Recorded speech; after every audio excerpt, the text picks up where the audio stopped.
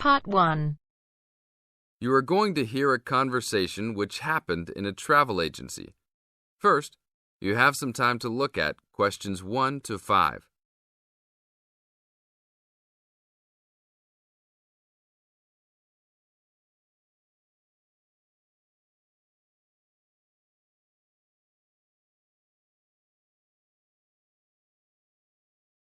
Now we will play the recording. Listen to the tape and answer questions 1 to 5. Hi, I would like to make a reservation for a round-trip plane ticket from London to New York. Welcome to the Student Travel Agency. London to New York. Let me see if we have any student specials for that flight. Yes, we do in fact. What days would you like to fly? I am looking for a flight around the 10th of October or so. And how about your return date? Ideally, the 31st of October. Let me check our computers to see if these dates are available.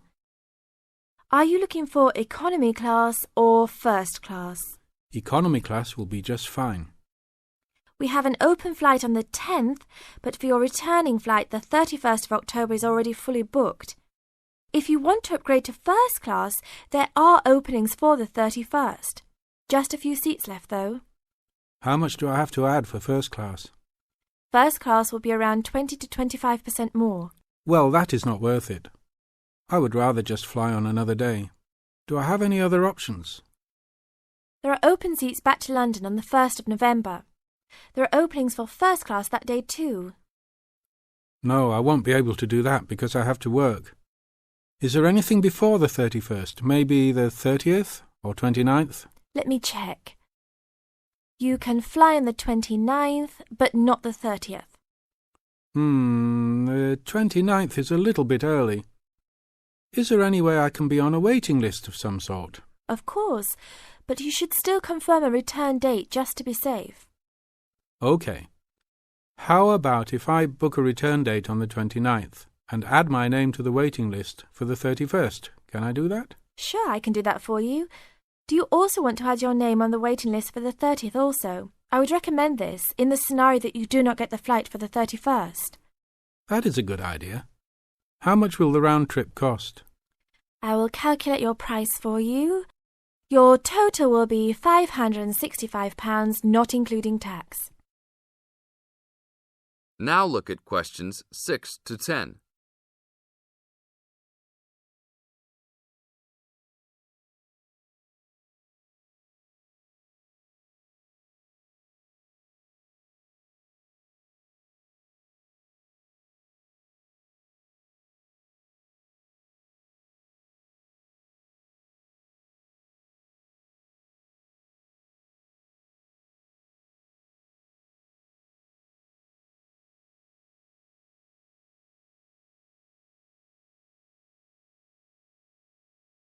Now listen to the tape and answer questions 6 to 10. That's not too bad. Is there any discount for students? That is already including the discount. Without the discount, the price is easily over £600. OK, that sounds good then. Please put me down for those dates. I will need your information. Name and student identification number, please. Kenneth Conley, student ID 92123020. Your phone number, please. 87052109. Please tell me your mailing address. 354 Westchester Drive, London. Thank you very much, sir. How would you like to pay for the ticket? I think I will pay in cash. Well, you don't need to pay right now, just when you come to pick up the tickets. You will need to pick up the tickets at least 2 weeks before departure. That is no problem. One quick question. What happens if for some reason I need to cancel my trip? The student discount tickets are unfortunately non-refundable. However, if your cancellation is before 24 hours of takeoff time, then you can reschedule your flight for another day. If the cancellation is within 24 hours, then you forfeit your ticket. I understand. Well, thank you very much. I will see you next week. See you then. That is the end of part 1. You now have half a minute to check your answers.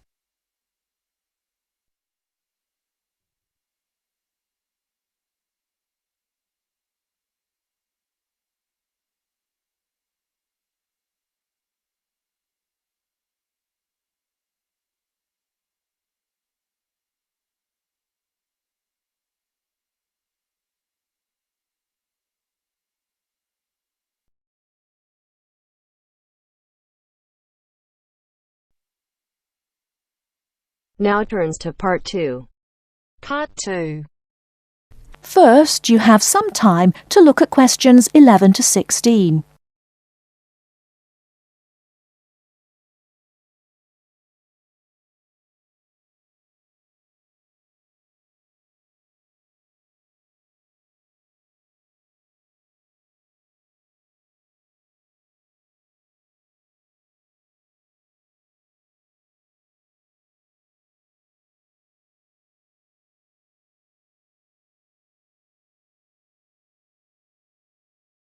Now, listen carefully and answer questions 11 to 16. Hello, welcome to the university. Let me introduce myself. My name's Helen Brown. I'm the International Office Administrator and I'm responsible for looking after students here on scholarships, in particular Chevening scholars. Perhaps you could introduce yourselves to me. Hi, I'm Ansgar from Grasse in southern Austria. And my name is Magali. I'm from a town near Montpellier, France. It's a pleasure to meet you. Pleased to meet you too. Nice to meet you. So, let's get started. I'm going to tell you about the schedule for today. Today is your orientation day at the university, and it's going to begin in half an hour at 10 o'clock with a speech from the Vice-Chancellor welcoming you to the university. That's very nice. Where is it? It's in the main hall on floor 3. Okay, but how do we get there? From here, the International Office, go down the corridor, past the lecture theatre and student common room. Then you'll be at the main entrance and you'll see the lift to your left. Take the lift to floor 3 and the main hall entrance is after the buffet. Okay, floor 3 after the buffet. I can always find my way to food. So we'll be able to find the main hall, no problem. So after the Vice-Chancellor greets the new students, then 30 minutes later, the Mayor will welcome you to the city. Together it should be about an hour, so it's not too much of a drag. And what happens then? After that, you'll have a meeting with a representative of the British Council, and she will brief you on life in Britain and what your sponsor expects, and of course doesn't expect from you. It will be nice to meet them. Is that in the main hall too? No, but it is on floor 3 again. With your back to the main hall, go down the corridor past the labs. Sorry? The laboratories, on your right, and the computer cluster rooms on your left, and at the end of the corridor are seminar rooms 1 and 2. Your meeting is in seminar room 2. Did you mention what time that is? No, I didn't. It's at 11:15 and it should last about half an hour. You'll meet her a number of times during your studies, so it's important to go to that meeting. Okay, I'll make sure Magali is on time. Ansgar, I'm always on time. Very well. Now for the final part of the morning and lunch, you'll be with your department. We're both doing biomedicine. Oh, that's interesting. But we're not sure how to get to our department.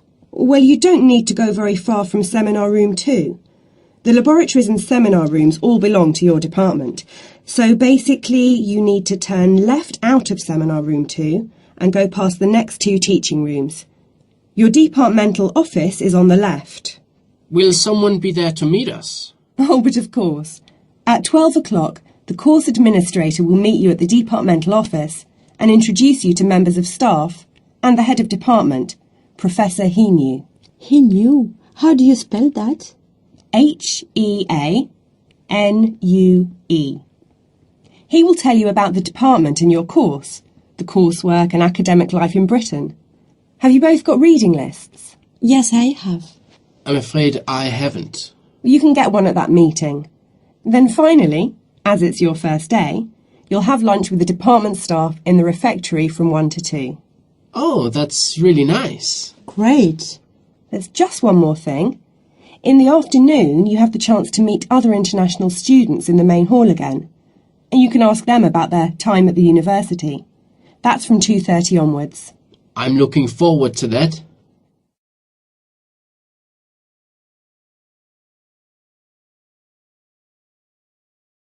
Before you hear the rest of the talk, you have some time to look at questions 17 to 20.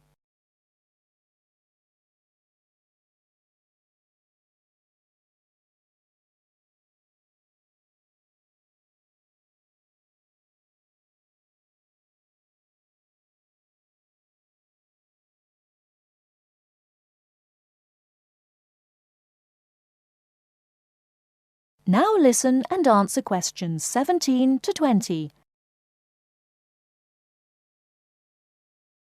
So you're thinking of opening a bank account with us? That's right. And you are an international student at the university? Yes, I am. And how did you hear about us? From Student Services. They gave me a list of banks near the university, and I chose this one because you have a branch near campus and a student advisor at the bank. Yes, I'm part of the student advice team. There are 3 of us here.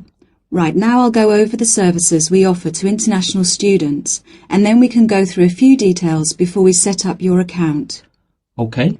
We can offer you a current or cheque account and a savings account. Do you pay interest on the current account? We do, but not very much, about 1.5%. You get a much better interest rate on the savings account, around 4%. We also give you a free overdraft facility. I'm sorry? If you run out of money, we allow you to spend more money than you have in your account. That's the overdraft.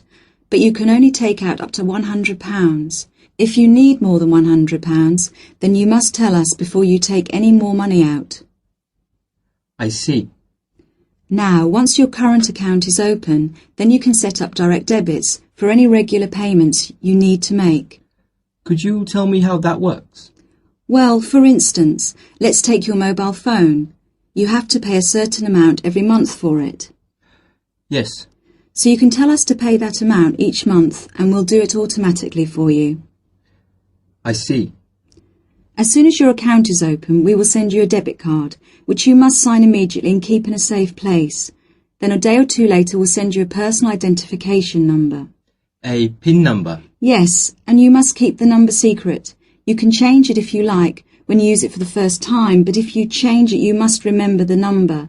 If you forget or lose the number, then we have to send you out a new card and a number for security reasons. Okay. The next thing you could do is open a savings account. If you know you have to save a certain amount of money to pay your accommodation or course fees, we can open a savings account for you to put aside some money each week or month. How can I do that? You can manage your accounts in one of 4 ways. You can come into the bank here on the university campus and tell us what you would like to do, or you can call us on 08457 004 004 and instruct us what to do over the phone. That's 24 hours a day, 7 days a week. Alternatively, you can manage your account over the internet. I see. You have to go online and register at our website at www.hsbc.co.uk/online-banking before you can use the service. Finally, if you have a digital TV, you can use TV banking by pressing interactive on your digital TV remote control. Oh, really? I don't have a digital TV, unfortunately, but I can do the first 3 things. Now, do you have any insurance? What's that? For example, if you lose something or one of your possessions is stolen, we will cover the cost of it. How much does that cost? It's £24 a year, so it really is worth thinking about. I don't need to think about that. I'll take out insurance. I'll arrange that for you as soon as your account is open. Now, would you like to go ahead and open an account with us? That is the end of part 2. You now have half a minute to check your answers.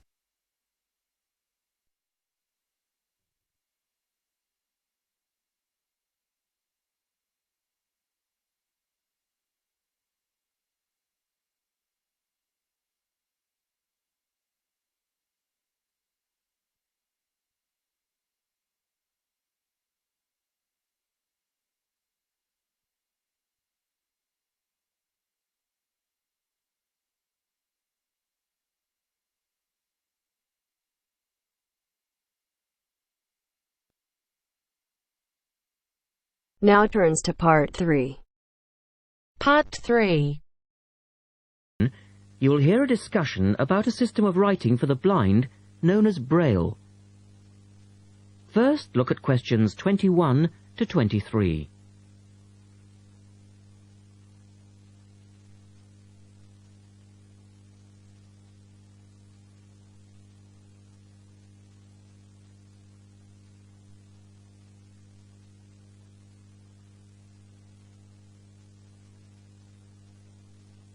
Now listen to the first part of the discussion and complete the notes for questions 21 to 23.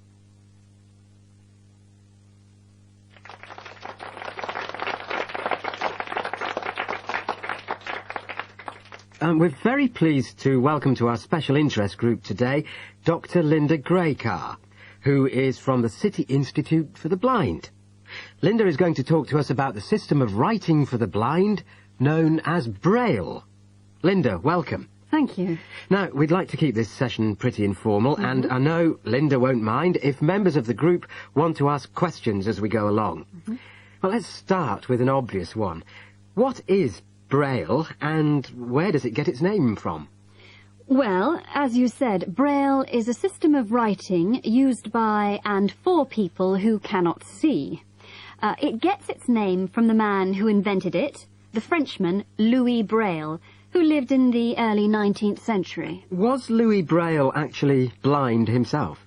Well, he wasn't born blind, but he lost his sight at the age of 3 as the result of an accident in his father's workshop.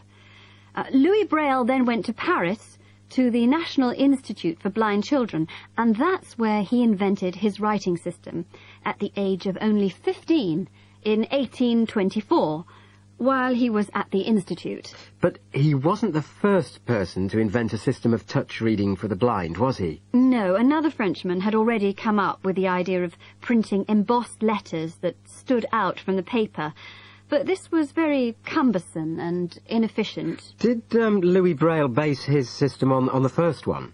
No, not really. When he first went to Paris, he heard about a military system of writing using 12 dots.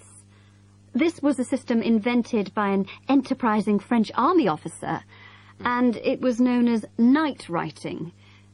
It wasn't meant for the blind, but rather for battle communications at night. That must have been fun. Look at questions 24 to 30.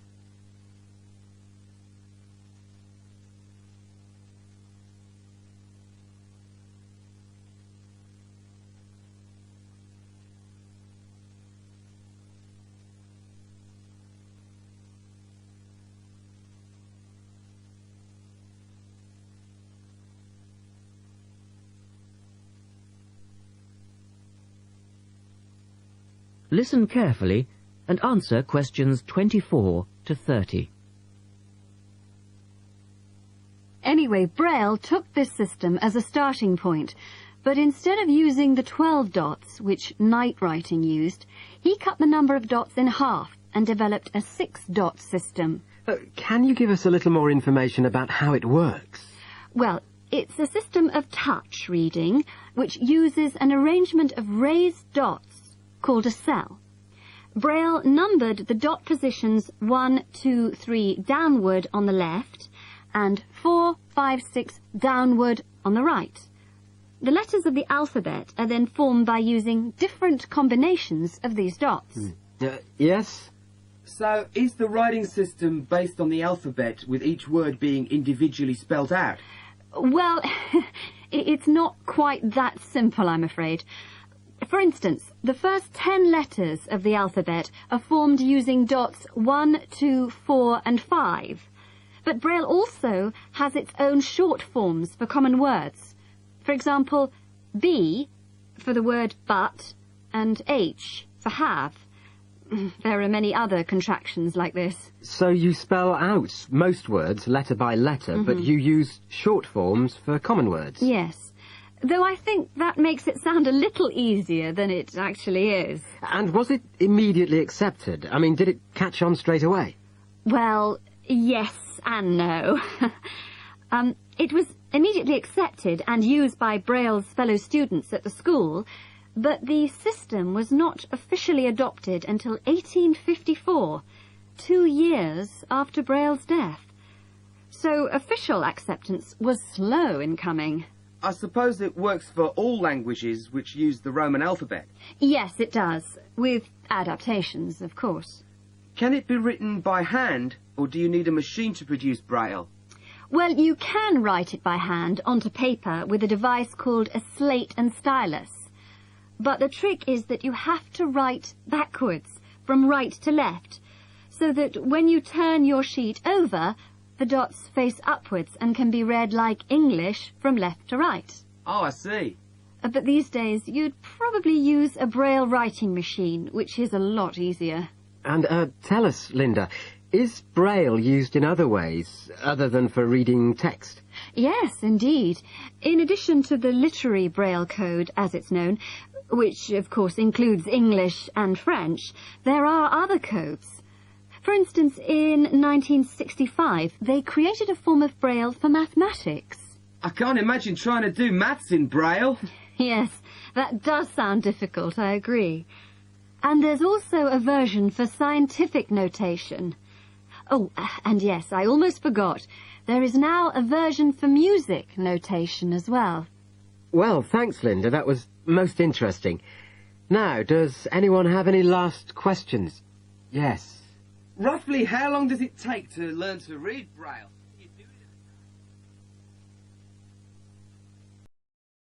That is the end of part 3.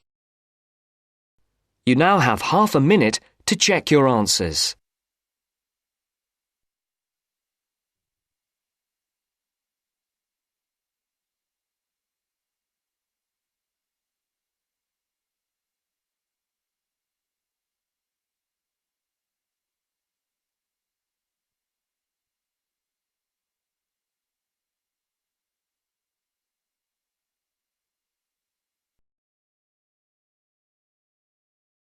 Now turns to part 4.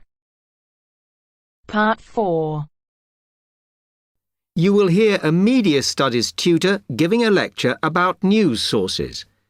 You now have 30 seconds to read questions 31 to 35.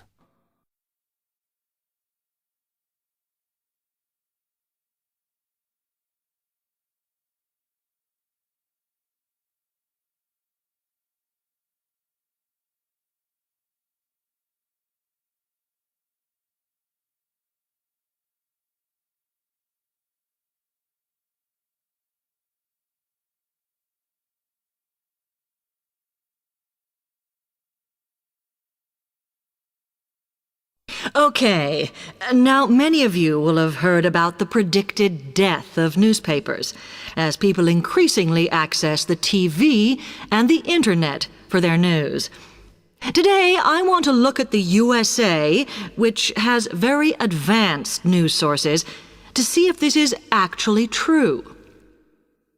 In the USA, the main news sources without doubt are TV, the Internet, and the press. That is, traditional newspapers. And although they are each surviving and growing, they are also changing. Obviously, TV news has been around for a while, and the early evening bulletins, when people get in from work, are very popular. I suppose we traditionally think of the morning newspaper arriving on our doorstep with the daily news.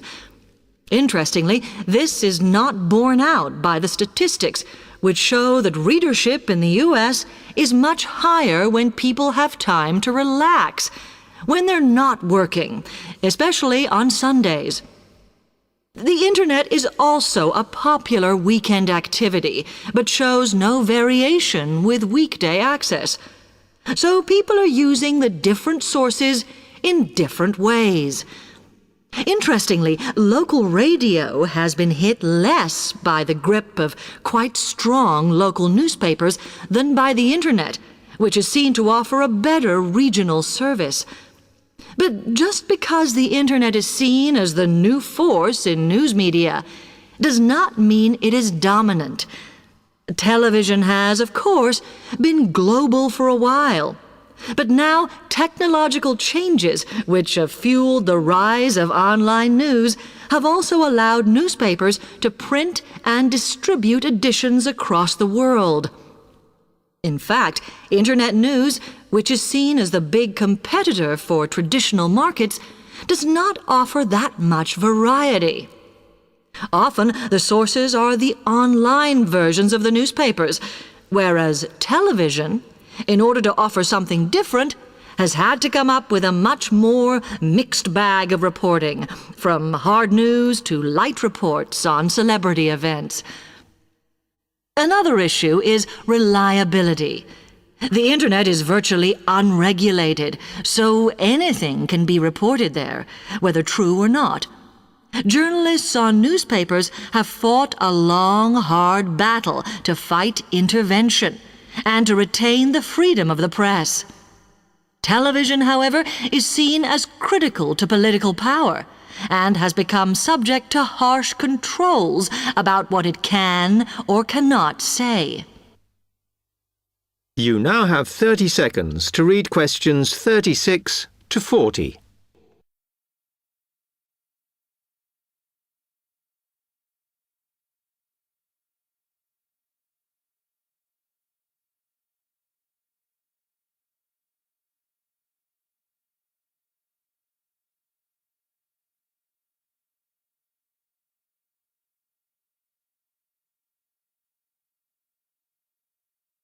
Now, one very critical factor in keeping newspapers alive and well in the USA has been their approach to advertising.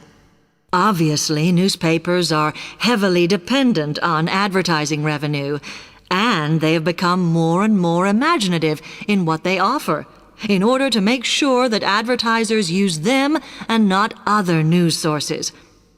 This has meant that, contrary to popular belief, newspapers now have a significantly higher profit margin than the rest of American industry.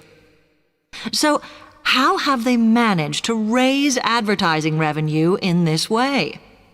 Well, they have put a lot of effort into developing and maintaining a very strong association with the retail trade.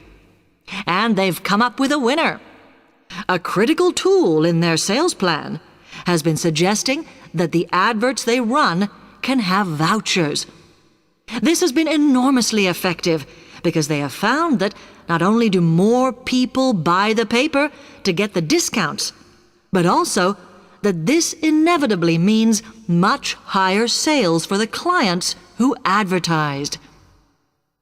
As well as doing this, the newspapers have also introduced aggressive sales campaigns over the last few years. This has resulted in a significant and continuing rise in the number of advertisers prepared to pay the extra for full-page ads.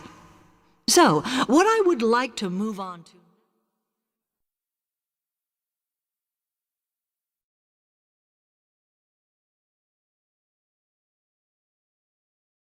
That is the end of part 4. You now have half a minute to check your answers.